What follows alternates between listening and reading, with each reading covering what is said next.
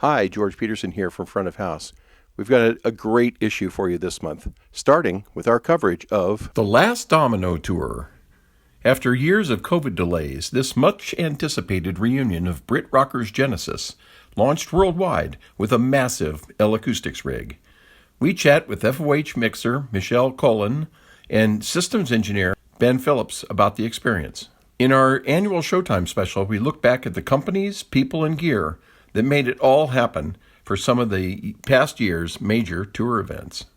As the boom in audio upgrades continues, we visit some first-class church installs that answer the call for improved musicality and vocal intelligibility.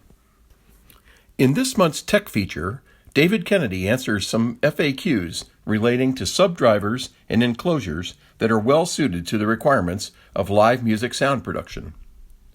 Our buyer's guide this month focuses on wireless IEM hardware.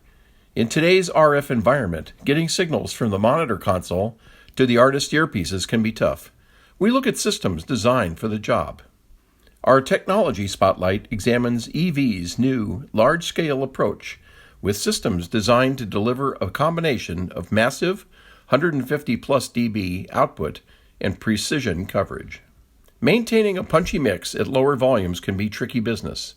Steve Lucera offers tips on keeping the mojo in your mix without chasing the patrons out of the venue.